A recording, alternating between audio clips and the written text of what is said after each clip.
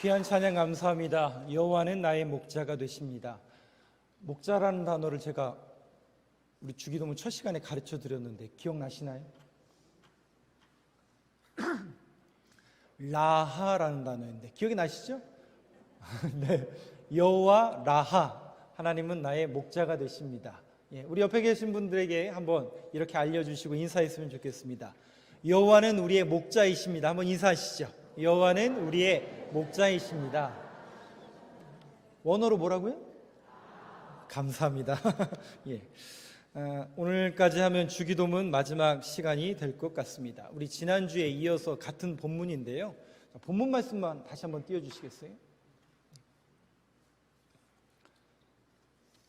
마태복음 6장 13절 말씀입니다. 같이 한번 저하고 읽겠습니다. 시작. 우리를 시험에 들게 하지 마시옵고 다만 악에서 구하시옵소서. 나라와 권세와 영광이 아버지께 영원히 있사옵나이다. 아멘. 말씀 띄워놔 주세요. 가로친 부분은 공통된 기도문이기 때문에 이 부분은 제가 언급하지 않는다라고 말씀을 드렸고, 우리를 시험에 들게 하지 마시옵고 다만 악에서 구하시옵소서. 지난주에 제가 시험에 대해서, 시험과 유혹에 대해서 말씀을 드렸습니다. 하나님은 우리를 시험하시는데 우리가 두 부분으로 나눌 수 있다고 그랬죠. 시험과 유혹이 있다고 말씀드렸습니다. 기억이 나실 겁니다. 나셔야 하고요. 하나님은 우리를 시험하실 수 있다고 말씀했습니다. 그런데 유혹은 하지 않으시죠. 왜냐? 하나님께서 우리를 시험하시는 이유는 제가 세 가지에 대해서 그 목적을 말씀드렸죠. 우리의 신앙을 점검하기 위한 차원과 우리를 교육하기 위함과 우리를 온전한 주의 백성으로 세우기 위해서 우리를 시험하실 때가 있다고 말씀을 드렸습니다. 그런데 하나님은 우리를 유혹하지 않습니다. 이 유혹은 누가 하는 거라고요?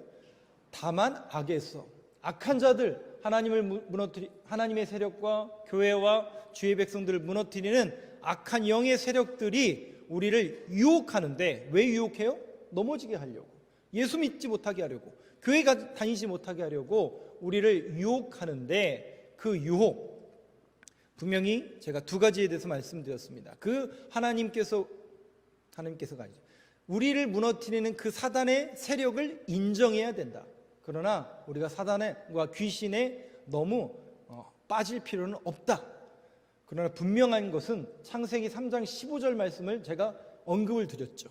우리의 힘으로 사탄을 대적할 수 없으니 말씀으로 우리가 대적해야 된다. 왜? 창세기 3장 15절에 보니까 뱀이 그 하나님의 자녀들을 유혹하는 그 세력이, 뱀이잖아요. 그 세력이 하나님으로부터 저주를 받는데 무슨 저주를 받는다고요? 여자의 후손이 내 머리를 상하게 할 것이다. 즉 머리는 치명타죠. 가장 중요한 부분이죠. 예수 그리스도, 여자의 후손으로 오시는 예수 그리스도께서 사단의 세력을 끊으실 것이다. 그런데 그 세력은 이 땅에서 공중거세를 그 세력들이 잡고 있기 때문에 너희들이 그들의 발꿈치를 상하게 할 것이다. 계속 그 사탄의 세력들은 우리를 괴롭히고 예수 믿지 못하도록, 교회 다니지 못하도록 방해할 것이다. 그러나 우리는 하나님의 약속의 말씀, 여자의 후손이 사단의 세력의 머리를 밟고 있다라는 그 사실을 믿고, 아하, 예수 그리스도만 바라보면서 묵묵히 신앙생활 합시다. 제가 여기까지 지난주에 말씀을 드렸고 기억이 나실 겁니다. 근데 거기까지만 하면 좀 부족해서 오늘 제가 이어서 말씀을 드리면 두 가지에 대해서 초점을 맞추도록 하겠습니다. 첫 번째는, 그러면 그 유혹이라는 것은 우리들의 신앙생활에서, 우리들의 삶 속에서, 이것은 안 믿는 사람에게 주는 게 아니라, 여러분 어차피 안 믿는 사람들에게는 사단이 유혹할 이유가 있어요, 없어요? 어차피 안 믿기 때문에 그들을 유혹할 필요 없죠. 신앙생활 잘하고 있는 저와 여러분들을 유혹할 때가 있는데 그 상황이 어떤 때인가를 한번 성경적으로 분석해 보고, 두 번째, 그러면 거기서 끝나면 안 되죠. 이런 때 사탄의 유혹이 있을 수 있으니 그 유혹을 어떻게 극복할 것인가, 그 내용을 성경적인 구절과 예증을 들어서 여러분들에게 조금 말씀을 드리도록 하겠습니다. 여러분 주보에는 그 내용이 담겨져 있고 성경 구절이 담겨져 있지 않지만, 한번 제가 이따가 성경 구절을 몇 구절 예증을 들어서 보여드리면 한번 기록하시는 것도 좋을 것 같습니다. 자, 요거 한번 같이 한번 따라해 봤으면 좋겠습니다. 사탄은 여러분 어떤 세력이라고요? 하나님을 대적하는 세력이죠. 사탄은 디테일하다. 디테일이 무슨 뜻이에요? 네, 뭔가 이게 세밀해요. 그러니까 우리의 부족함과 연약함을 귀신같이 알까요, 모를까요? 정확하게 알죠. 그러면 여러분 한번 생각해 보세요. 사탄이 그렇게 디테일한 세력이라면 우리의 상식과 우리의 기준으로 나타날까요? 우리가 생각하지 못하는 모습으로 나타날까요? 전혀 생각하지 못하는 모습으로 나타납니다. 그럼 우리는 사탄은 이렇게 생겼을 것이다, 사탄의 존재는 이럴 것이다 라고 우리 스스로 추측하고 예측하는데, 그걸 여러분 사탄이 알까요, 모를까요? 그렇게 나타나면 그것이 제대로 된 사탄이 아니겠죠. 그래서 여러분들이 오해하지 마시고 이 부분을 꼭 기억하셔야 되고, 이 사탄의 세력들을 간파하셔야 될 부분이 뭐냐면, 절대로 우리가 아는 형태로 나타나지 않는다는 데 무서움이 있는 겁니다. 여러분, 제가 지난주에도 그런 말씀을 드렸습니다. 예수님이 공생이 전에 광야에서 40일 동안 굶주리신 다음에 사단으로부터 3가지 시험을 당하죠. 돌덩이가 떡덩이가 되게 하라, 뛰어내려라, 절하라. 그때 주님이 말씀으로 물리치시는데, 여러분, 제가 한 일주일 정도 금식했어요. 할 수 있으려나? 저도 조금 힘들 것 같은데, 했다고 한번 가정을 한다면 배가 고픕니까, 안 고픕니까? 엄청 고프죠. 그러면 여러분 얼굴이 뭐처럼 보일까요? 그러면 안 되지만, 이게 이제 굶주리면 인간이 허기져서 그렇죠. 그때 사탄이 딱 나타나서, 야, 너 목사라며? 금식기도 빡시게 했다며?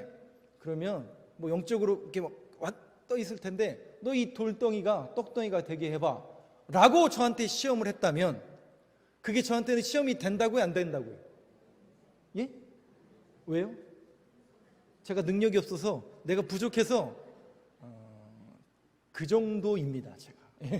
제가 그 정도입니다. 저한테는 시험이 안 된다니까요. 왜요? 못하니까 시험이 안 돼요. 근데 예수님은 시험이죠. 왜요? 하실 수 있으니까 시험인 거예요. 제가 여러분 이 부분을 정확하게 한번 인지해 보세요. 사탄은 어떠다고요? 디테일하다니까요. 그 배고픔을 아니까 정확하게 그 질문을 하는 거죠. 근데 그 차원을 넘어서요. 우리가 알고 있는 그 차원을 넘어선다고. 당연히 예수님이 굶주렸으니까 그 질문을 했겠지. 그 차원을 넘어선다고요. 할 수 있으니까 예수님한테는 시험이라고요. 그럼 여러분 보세요. 우리가 사단의 세력들이 어떻게 우리들에게 역사하고 어떻게 우리를 유혹하는가, 죄송하지만요, 여러분들의 기준과 상식으로 이해할 수가 없습니다. 왜냐? 제가 성경에 3가지 예증을 한번 들 텐데 여러분들도 한번 곰곰이 생각해 보세요. 첫 번째가 다윗입니다. 다윗이 그렇게 도망 다녔죠. 사울왕에게 쫓겨서 토굴을 해서 기어다니고, 저는 성지순례를 가도 거기는 못 들어가겠더라고요. 왜냐하면 굴이 너무 좁아요. 그냥 제가 조금 그래도 좀 사이즈가 있잖아요. 한 2m, 3m만 들어가면 죽을 것 같더라고요. 그 폐쇄공포증이라고 하잖아요. 터키에 있는 대린구유는 조금 그나마 나아요. 그러니까 고개를 숙이고 이렇게 들어가면, 근데 거기도 막 이렇게 한참 들어가다 보면 이거 언제 무너지나, 이거 뭐 이 압박감이 그렇게 오는데, 거기는 기어서 가야 되거든요. 거기는 못 들어가겠더라고요. 2m 정도 들어가면 대부분 나옵니다. 왜냐하면 다 저와 여러분 똑같기 때문에 그렇습니다. 거기를 밥 먹듯이 도망 다녀야 됐습니다. 어떤 때는 미친 척도 해야 됐습니다. 어떤 때는 수없이 굶주려 도망 다녀야 했습니다. 그러면 여러분, 그때 사단이 다윗을 시험했을까요? 안 했을까요? 끊임없이 사단의 세력들은 시험을 합니다만 그 시험에 넘어가요? 안 넘어가요? 그러니까 시험을 시험이라고 생각할 겨를이 없어요. 왜? 목숨 부지하기도 바쁘니까. 근데 여러분, 제가 그 얘기 종종 했잖아요. 여성분들은, 제가 여성이 아니니까 모르겠는데, 남자분들은, 제가 남자니까 뭐 아니신 분도 있겠지만 대부분은 아니고, 그냥 제가 아는 분들 중에 몇 분들은 좀 그렇더라고요. 남자들이요, 시간 남고 돈 남고 힘이 남으면 뭐 할까요? 1번 기도한다. 2번 죄 짓는다. 1번이라고 얘기해 주세요. 그러면 저는 어떨까요? 저는 어떨까요? 쉽지 않아요. 여지없이 무너집니다. 여지없이 무너져요. 그러니까 이게 여러분 사탄이 뭐 하다고요? 디테일하다니까요. 네. 할 수 있으니까 그게 우리의 시험이라고요. 여러분 보세요. 다윗이 언제 유혹을 받아요? 그 어려운 군궁함과 그 굴속을 도망다닐 때는 늘 어떻게 해요? 하나님을 노래하고 기도했던 사람이 나라가 평안해졌어요. 많은 걸 이루었어요. 그래서 전쟁이, 지금 국가 간의 전쟁이 벌어졌지만 이미 이제 큰 나라를 이뤘기 때문에 본인은 출정하지 않았어요. 그래서 따뜻한 햇볕을 느끼며, 여러분 시에스타라고 혹시 아시나요? 그 근동이나 지중해 연안에서는 점심시간에 그 2시간, 2-3시간 정도 자는 시간, 그 낮잠 시간을 시에스타라고 하는데, 다윗도 그날 시에스타를 즐기고 일어났죠. 부시시 일어났죠. 모든 게 부족하게 없는 그런 상황이고 모든 것을 다 할 수 있는 다윗 왕이었습니다. 그때 하필이면 뭘 발견해요? 목욕하는 한 여인을 발견해요. 그러면 여러분 상식적으로 생각해 보세요. 다윗에게 부인이 없습니까? 첩이 없습니까? 후궁이 없습니까? 모든 걸 다 가지고 누릴 수 있는 사람이에요. 그런데 유독 그 여인이 눈에 들어오는 거예요. 그래서 그 여인이 누구인지 알아보게 하죠. 알아봤더니 하필이면 또 그게 누구예요? 자기에게 충성되이 행하는 우리아라는 그 부하의 아내인 거예요. 그럼 여러분 다시요. 상식적이라면, 자, 여기까지 왔어요. 그러면 상식적으로 내가 아무리 왕이지만 이 아내가, 이 여인이 누구의 아내라고요? 자기 충성들인 부하의 아내예요. 그리고 누군지 이제 알았어요. 그러면 상식적으로 거기서 멈춰야 되는 게 정상이에요? 데려오는 게 정상이에요? 누가 더 믿음이 좋은 것 같습니까, 여러분? 적어도 여기 계신, 우리는 왕이 될 이유가 없구나. 쉽지가 않다니까요. 제가 그랬잖아요. 쉽지가 않다니까요. 이 죄의 유혹에 딱 걸리면요, 다윗 꼼짝 못하더라고요. 어떻게 한다고요? 데려와라. 그 다음 명령이 데려와래요. 누군지 알아요. 범하면 안 된다는 것도 알고 분명히 아는데 안 돼요. 그게 이게 죄인지도 알아요. 다윗이 모를 리가 없어요. 안다니까요. 안 된다니까요. 그거를 누리고 그 쾌락을 맛보기 전에는 이걸 못 끌어내요. 쉽지 않습니다. 다윗과 같은 사람도 여지없이 무너져요. 그래서 어떻게 해요? 데려와라. 그리고 그와 동침하고 또 무슨 짓을 벌입니까? 그것이 탄로날까 봐 그의 충성스러운 부하를 간접살인을 시키죠. 여러분, 죄가 무섭습니까? 그저 그렇습니까?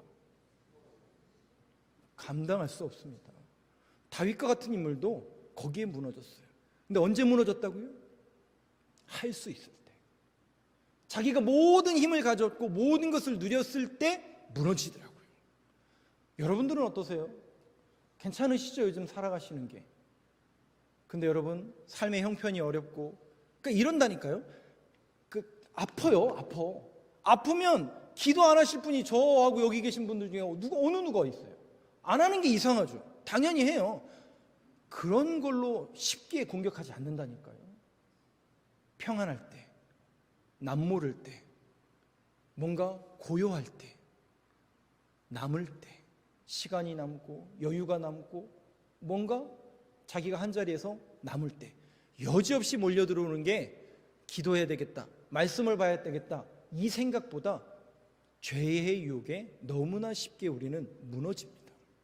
그래서 저와 여러분이 늘 이 부분을 생각하시고 그 유혹, 사단의 세력들의 그 디테일함을 늘 인정하시고 그 계략과 그 계획을 간파할 수 있는 저와 여러분 되길 간절히 소망합니다. 두 번째는 사울왕입니다.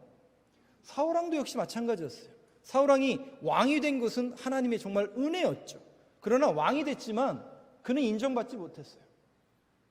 그 이후에 그는 엄청난 대적과 싸워야 합니다. 아말렉이라는 족속과 싸워야 했어요. 그 전쟁에서 사무엘을 만나게 되고, 사무엘은 하나님의 명령을 줍니다. 하나님이 이 아말렉과의 전쟁에서 반드시 승리를 줄 것이다. 그리고 하나의 단서를 달죠. 뭐예요? 두 가지죠. 모든 것을 진멸하고 절대로 가져오지 말라. 어떡합니까? 사울왕이 그 전쟁에서 승리하게 되죠. 승리의 기쁨은 이루 말할 수 없었고, 이제야 나는 비로소 이스라엘에서 왕으로 인정받았고, 그 우리를 괴롭히는 그 아말렉을 물리쳤으니 이제야 나는 모든 이들에게 칭송받는 왕이 되겠구나. 그 들뜸과 그 흥분과 그 기분이 우쭐해진 거죠. 그때 이 사울 왕이 무슨 일을 벌입니까? 사무엘의 명령을 어겨요. 그 명령이 뭐예요? 노예를 끌고 오죠. 그리고 재물을 끌고 옵니다. 그거를 누가 봐요? 하필이면 사무엘이 또 그걸 봐요. 그래서 사무엘이 당장 늑달같이 왕에게 달려갑니다. 이게 무엇입니까? 이 울음소리는 뭐고 이 제사는 뭡니까? 아니, 제 얘기가 아니라 사울왕 입장에서 말씀드리는 거예요. 전쟁의 승리를 주신 이 하나님 앞에 너무나 감사한 나머지 뭘 드려야 돼요? 감사 예배를 드려야 되는데, 당연히 감사 예배를 드리려면 재물이 있어야 되는데, 이 재물 하나님 앞에 바치려고 갖고 왔습니다. 그럼 여러분, 여기에서 우리는 결론을 알기 때문에 사울왕이 무조건 나빴다라고 보기에는 조금 부족하죠. 한번 디테일하게 한번 보세요. 사울왕이 그 마음이 있었을까요? 없었을까요? 하나님 앞에 감사하는 마음이 있었을까요? 없었을까요? 그 전쟁은 어려운 전쟁이었다니까요.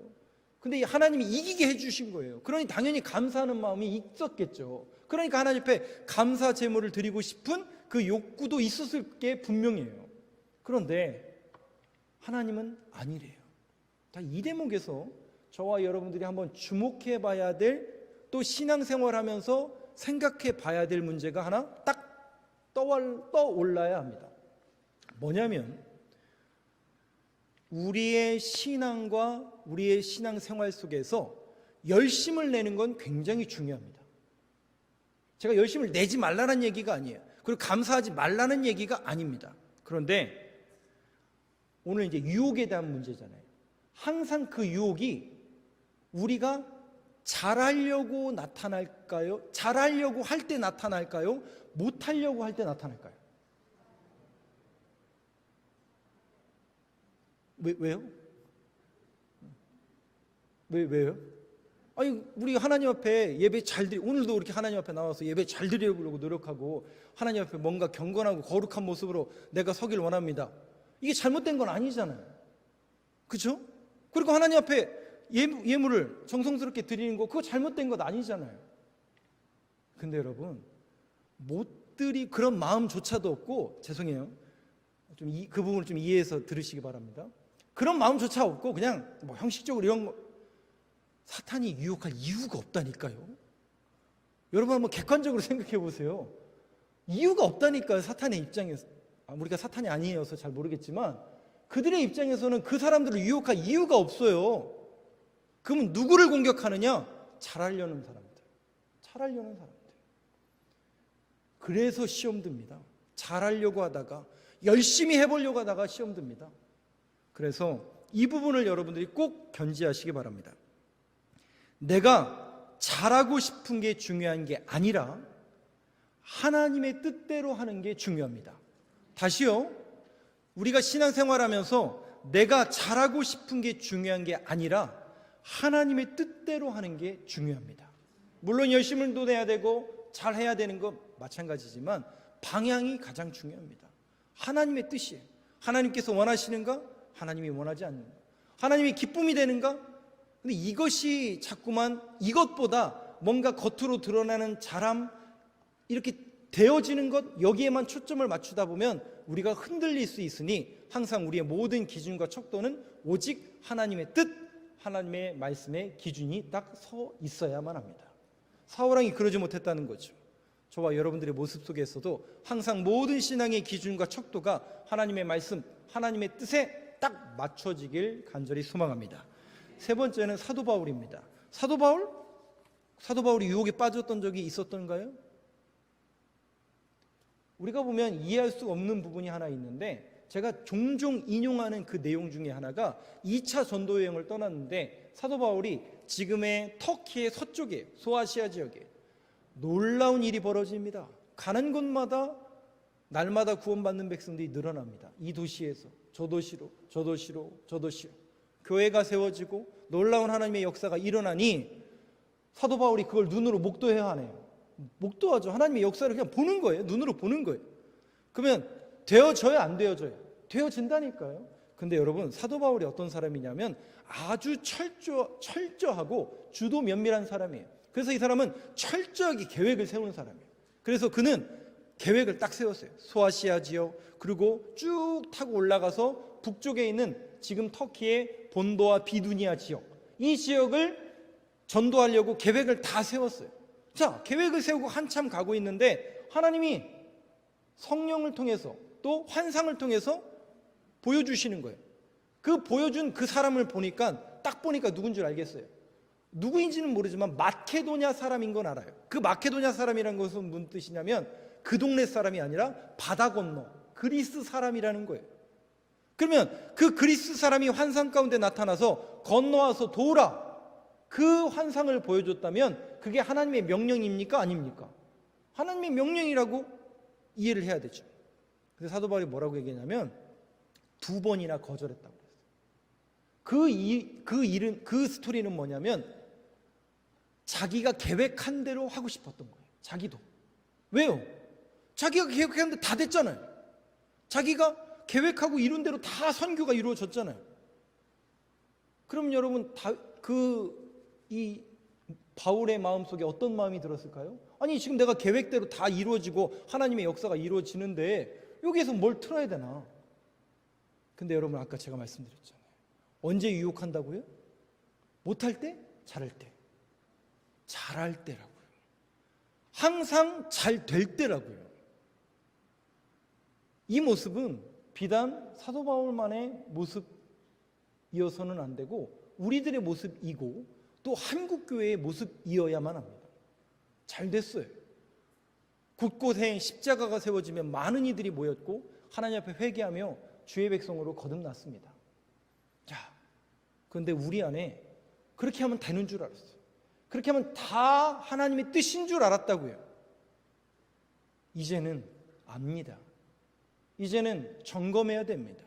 이제는 그것이 혹 한국교회를 흔들기 위한 유혹일 수도 있다는 생각을 우리는 이제 해야 됩니다. 그래서 건강한 교회, 하나님의 뜻이 무엇인지, 하나님의 방법이 무엇인지를 늘 자각하고 그 하나님의 뜻에 맞출 수 있는 우리 교회, 또 저와 여러분들의 신앙생활이 되길 간절히 소망합니다. 그 유혹은 그렇게 온다고요. 절대로 여러분들이 싫어하고 여러분들이 무서워하는 모습으로 나타날까요? 안 나타날까요? 죄송하지만 그렇게 어리석지 않다니까요.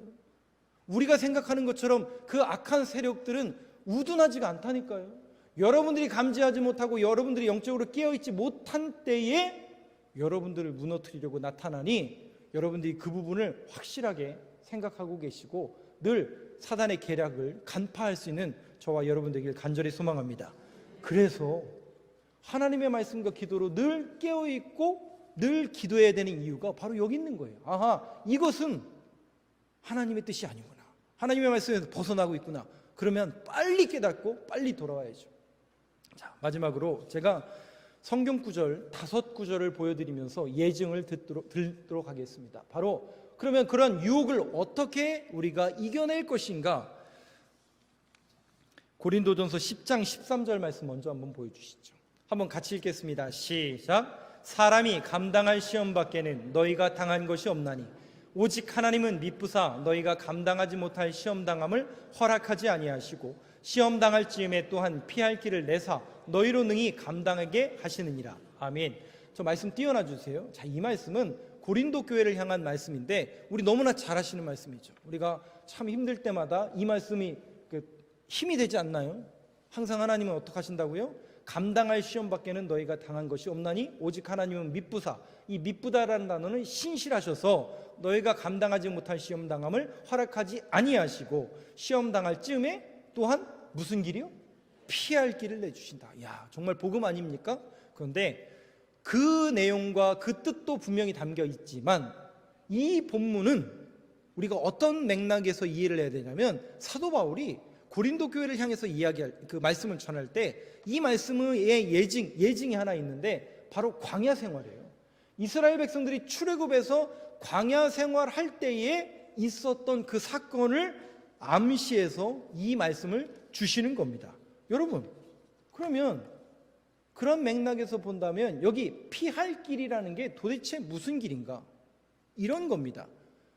여러분, 광야에서 이스라엘 백성들이 하나님이 이스라엘 백성들을 시험했나요? 안 했나요? 언제 시험했었지? 그냥 딱 떠오르는 건 언제냐면 가데스 바네아라는 곳에서 40일 동안 정탐꾼을 보냈잖아요. 그 정탐꾼을 보내서 보고가 어땠어요? 8명의 보고는 부정적인 보고였고 10명의 보고는 부정적인 보고였고 2명의 보고는 하나님의 말씀이죠. 사람들은 누구를 따릅니까? 다수결의 원칙에 의해서 10명을 따르게 되죠. 하나님의 시험을 통과하지 못했다고 그랬어요. 분명히. 그것은 하나의 예일 뿐이고 이스라엘 백성들은 광야 생활에서 하나님의 테스트에 죄송하지만 제가 성경을 통해서 아무리 봐도 통과한 적이 없어요.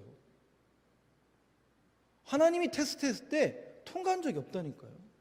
고기 달라고 해서 고기 주면 원망하고, 이거 달라고 해서 이거 줬는데 나중에는 또 불평하고, 만나를 줘도 고기를 줘도 물을 내도 감사는 한 이틀, 3일, 또 아우성, 또 불평. 시험을 통과하던가요? 못하던가요? 못하더라니까요. 근데 여러분, 그 광야 생활에서 핵심이 뭔지 아세요? 그럼에도 불구하고 이스라엘 백성들을 어떻게 해요? 끝끝내 붙들고 그냥 강제로 몰아가시는 거죠. 어떻게 해요? 안 쳐다보니까 땅만 보면서 맨날 불평하고 원망하니까 야, 좀 봐라 봐. 뭘 보라는 거예요? 하늘을 봐라. 구름, 불기둥. 나만 봐라 좀. 제발 좀 이 우둔한 백성들아 좀 봐라 봐. 왜? 땅만 보면서 맨날 원망하고 불평하는 그 백성들을 향해서 하나님이 그렇게 말씀하시고 그들을 어떻게 해요? 끝끝내 가나안 땅으로 밀어넣으시죠. 왜? 하나님의 약속을 이루시기 위해서. 누구의 열심입니까? 우리의 열심입니까? 아니더라고요. 이스라엘 백성들이 신앙생활 잘해서요? 아니더라고요. 맨날 무너지고 맨날 불평하고 원망하지만 하나님이 그 하나님의 열심으로 그들을 끝끝내 그 자리로 이끌어 가더라는 거예요. 자, 그런 맥락에서 여러분 이해한다면 결국 이 피할 길을 우리가 어떻게 해석해야 되냐면 우리가 연약하고 부족하고 늘 죄에 무너져서 하나님께서 원하시는 선택보다 죄의 길을 더 많이 가더라는 거예요. 근데 하나님이요, 피할 길을 내주신다는 것은 덮어주시는 거예요. 덮어주시는 거예요. 누구를요?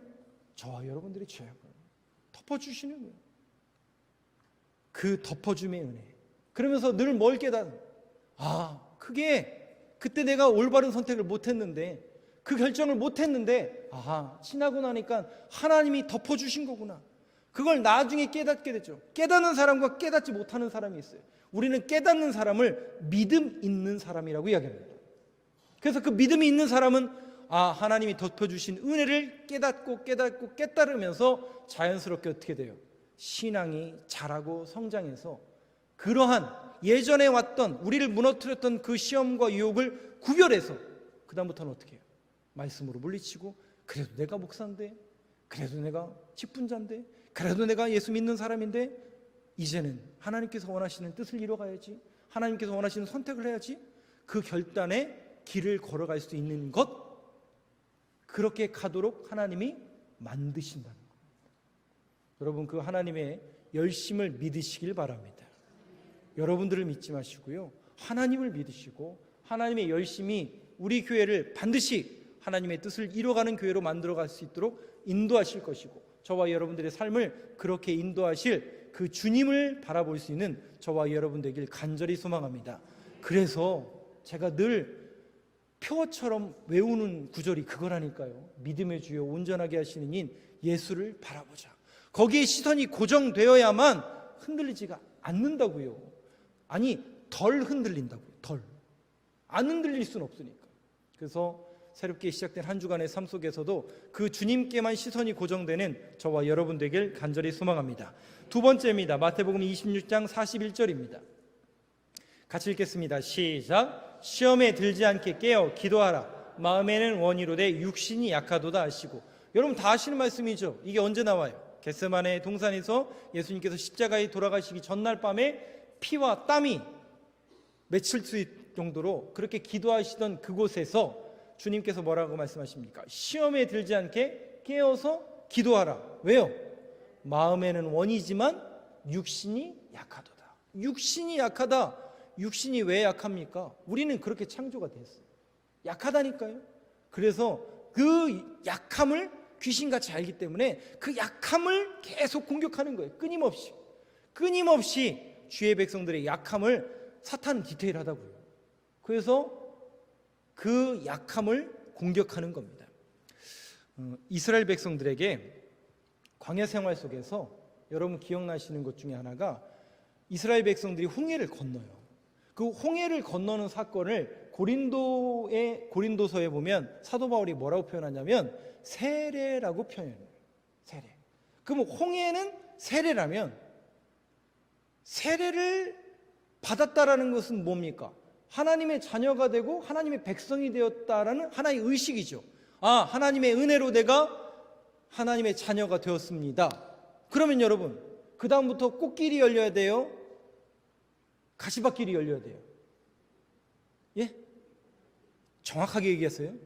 우리 세례 받았잖아요, 다. 그래서 예수 믿는 사람이 됐고 하나님의 자녀 됐잖아요. 그럼 그 다음부터 꽃길이 열려야 돼요? 가시밭길이 열려야 돼요? 이것도 아닌 것 같고 저것도 아닌 것 같으세요? 성경에 어떻게 나오냐면 홍해를 딱 건너요. 건너고 나자마자 꽃길이 열릴 줄 알았는데 놀랍게도 누굴 만나냐면 아말렉을 만나요. 이스라엘 백성들은 430년 동안 뭐 하던 사람들이죠? 노예예요. 군인이 아닙니다. 전쟁이 준비가 되어 있지 않아요. 근데 아말렉은 그 지역에서 가장 호전적이고 남의 것을 약탈해서 먹고 사는 전쟁 부족입니다. 전투 부족이에요. 그 아말렉을 만났으니 큰일 났어요, 안 났어요? 큰일 났죠. 근데 그 전쟁에서 승리합니까? 승리하지 못합니까? 어떻게 승리하죠? 여호수아가 혼자 다 무찔르나요? 싸움을 잘해서 이스라엘 백성들 잘하는 사람들이 앞에서 진두지휘해서 성경에 한 구절도 그런 구절이 없습니다. 오직 모세가 기도의 손을 들었을 때만 승리가 주어졌습니다. 꽃길이 주어지는 게 아니라 놀랍게도 우리에게는 가시밭길이 주어질 수 있어요. 그런데 우리가 승리할 수 있는 이유는 뭐냐면 그 주님만 바라보라는 거예요. 육신이 약해요. 육신이 약하기 때문에 뭐 하라고요? 시험에 들지 않게 깨어 기도하라. 새롭게 시작된 한 주간의 여러분들의 삶 속에 또 저와 여러분들의 모든 걸음 속에서 늘 깨어 기도하며 우리의 육신이 약함을 인정하시고 깨어 주님 앞에 모든 것을 맡길 수 있는 그런 주님을 향한 신뢰, 믿음의 고백자들이 되길 간절히 소망합니다. 세 번째입니다. 에베소서 6장 11절 말씀입니다. 같이 읽겠습니다. 시작. 마귀의 관계를 능히 대적하기 위하여 하나님의 전신갑주를 입으라. 여기 하나님의 전신갑주를 입으라는 것은 우리 몸을 아예 그냥 다 동여매라는 거예요. 왜? 마귀가 우리의 약점을 정확하게 아니까 공격해오니까 그냥 다 막으라는 얘기예요. 하나님의 말씀과 성령과 은혜와 기도로 그냥 방패막이를 하라는 얘기예요. 근데 왜 그렇게 해야 되냐? 마귀의 관계를 능히 대적하기 위해서. 근데 제가 이 말씀을 준비하면서 그러면 우리가 신앙인으로서 정말 지켜야 될 게 무엇일까? 제가 아까도 말씀드린 것처럼 육신이 아프잖아요? 그럼 기도하게 되어 있나요? 안 되어 있나요? 여기 계신 분 중에 육신 아프면 기도하지 않을 분은 한 분도 안 계실 겁니다. 그리고 눈에 어떤 분이 갑자기 기부스를 하고 왔어요. 그러면 기도하지 않을 분이 누가 있을까요? 당연히 그분을 불쌍히 여기고 왜? 눈에 보이니까. 그러니까 이 겉은 아프면 기도하게 돼 있어요. 근데 문제는 뭐냐면 이거예요. 우리의 마음이 문제예요. 마음이. 분명히 하나님이 우리의 마음을 창조하셨는데, 그래서 그 마음에 하나님의 영을 불어넣어 주셨는데, 거짓과 불의와 죄악으로 인해서 그 하나님의 거룩한 영이 떠나신 거예요. 그리고 온통 우리의 마음을 지배하고 충만하게 지배하고 있는 것은 하나님의 영이 아니라 세상의 영이에요. 그러니까 우리는 하나님의 말씀과 기도하는 것에 더 귀를 기울이는 것보다 뭔가 마음이 공허하고 이걸 뭘로 채울까?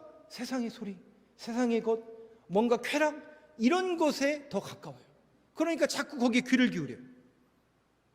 근데 제가 신앙생활을 여러분들과 이렇게 같이 하면서 정말 우리 안에 조심해야 될 것, 요즘에 많은 뉴스를 여러분 보셔서 아시겠지만 이 마음을 다스리는 게 중요한데 화를 다스리는 게 굉장히 중요하더라고요. 분노 있잖아요. 분노. 그 끔찍한 범죄가 여러분 그냥 일어나요? 내가 저 사람을 몇 월 며칠 날 계획하고 작정하고, 그렇게 살인하는 사람을 우리는 사이코패스라고 하고요. 대부분 살인 사건은 80% 이상이 충동에서 일어납니다. 분노에서 일어나는 거예요. 그 분노가 억제가 안 되니까 그런 일이 자행이 되는 거죠. 교회 안에서도요, 별일 아닌 게 많습니다. 생각해보면 별일 아닌 거 너무나 많습니다. 그리고 나중에 내가 왜 그랬지? 그때 내가 그렇게 화를 낼 이유가 없었는데? 여러분들이 점잖게 이렇게 앉아 계시지만 여러분들도 다 한 번쯤 경험해 보셨을 겁니다. 신앙생활 하시면서 여러분들이 지금까지 이렇게 오면서 그때 내가 그렇게 왜 화를 내야 되는지 몰랐던 적이 분명히 있을 거예요.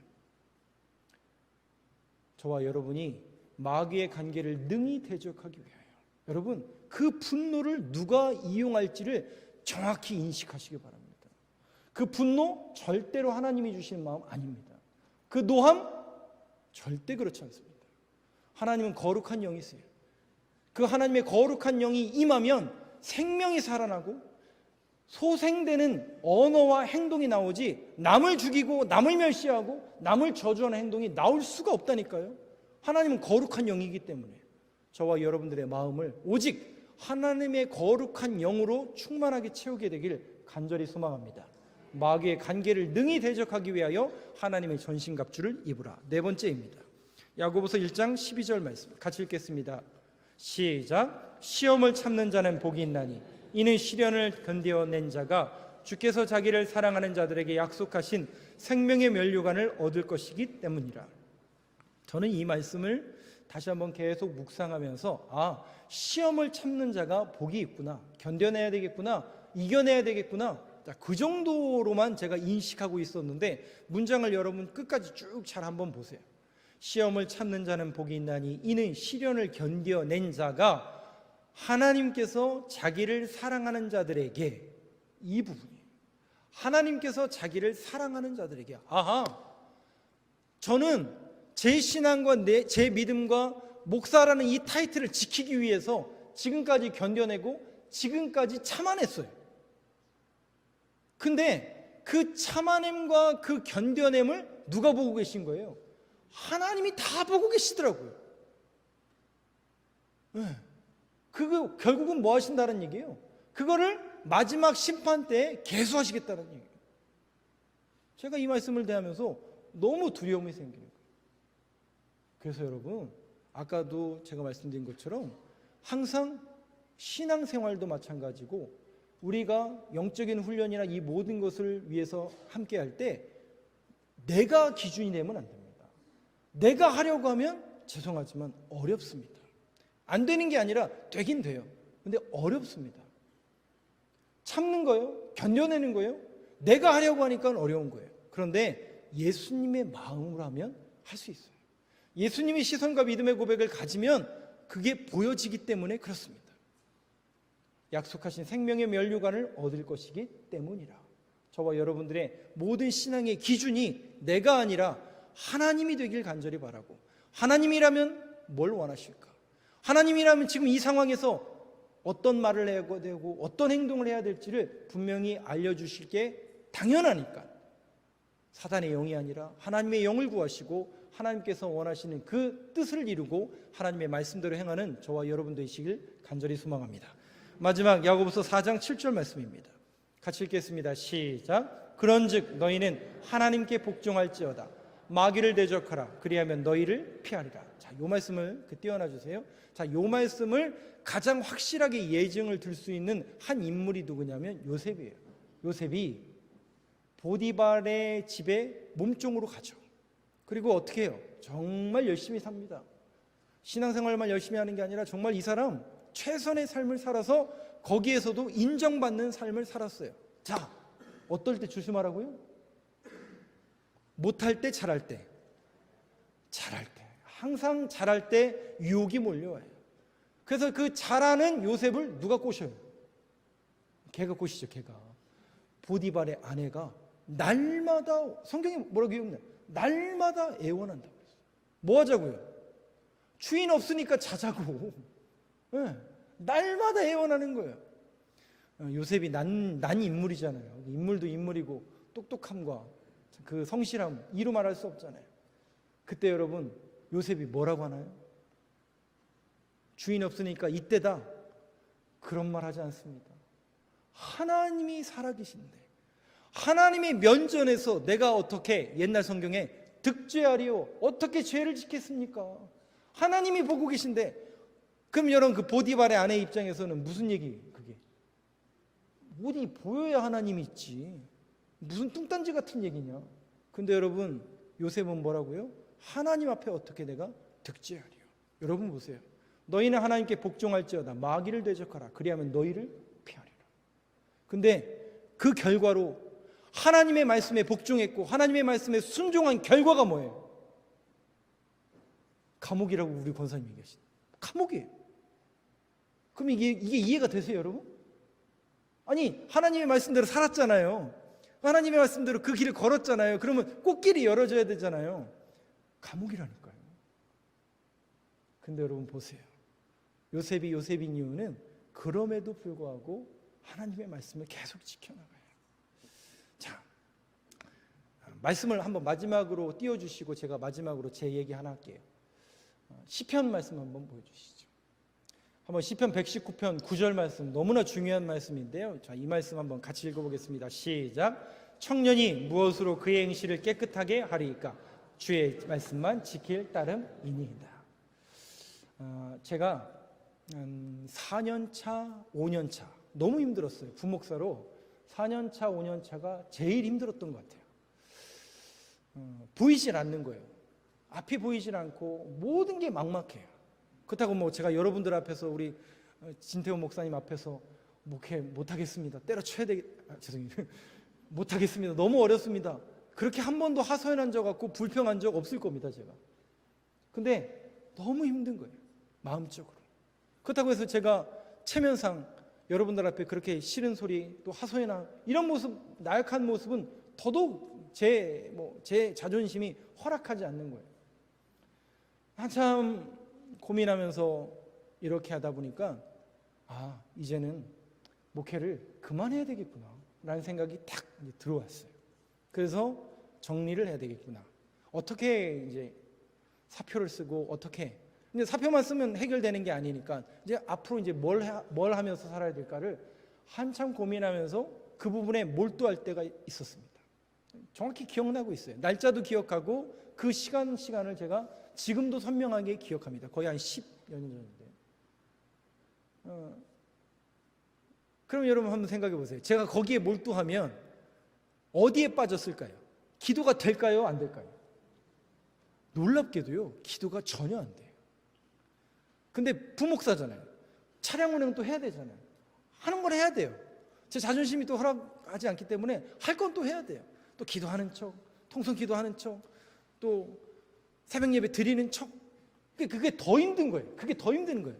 마음은 그게 아닌데 더 힘든 거예요. 그러니 막 더 가중되는 거죠. 그만두자. 온통 여기에 몰두가 돼요. 그렇다고 해서 그때 성경 말씀을 열심히 읽었을까요? 안 읽었을까요? 내 신앙이 지금 다운되어 있으니 하나님의 말씀으로 이겨내게 됐다. 그런 사람 별로 없습니다. 저 역시도 거기에 무너졌어요. 계속 그래서 결국은 사표를 써야 되겠다라고 결정이 됐습니다. 그렇게 하고 이제 사표를 어떻게 써야 되나 인터넷을 막 검색을 했죠. 사표를 그냥 쓰고 싶지 않고 잘 쓰고 싶었거든요, 저는. 근데 그 검색할 때에 제 마음을 딱 지배한 게 뭐냐면 저 말씀이에요. 시편 119편 9절 말씀. 그러니까 여러분, 평소에 말씀을 외워야 되고 말씀을 가까이 해야 될 이유가 딱 그때입니다. 여러분 보세요. 청년이 무엇으로 그의 행실을 깨끗하게 하리까? 겉모습은요 멀쩡하다니까요. 새벽 예배 드린다니까요. 제 마음 여러분 모르시잖아요. 제가 어떤 생각을 가지는지 모르시잖아요. 여러분들도 마찬가지입니다. 저도 여러분들의 마음 모릅니다. 그런데 우리의 마음과 우리의 행실을 깨끗하는 것은 오직 하나님의 말씀을 지킬 따름이니라. 그 말씀이 제가 딱 들어오고 나서 요셉의 그 스토리가 생각나면서 저한테 든 생각이 뭐냐면, 과연 내가 사표 쓰는 게 하나님께서 기뻐하실 일일까? 사탄이 기뻐할 일일까? 여러분 어느 쪽이에요? 그때 쓰지 그랬어요. 그때 깨달은. 이건 객관적으로 제가 제 문제가 아니라 하나님의 문제가 됐더라고요, 그다음부터. 그래서 이거는 하나님이 기뻐하실 일이 아니라 사탄이 기뻐하겠구나 라는 생각이 제 안에 들자마자 제 마음을 하나님이 딱 잡으신 거죠. 여러분들도 반드시 그럴 때가 올 수 있습니다.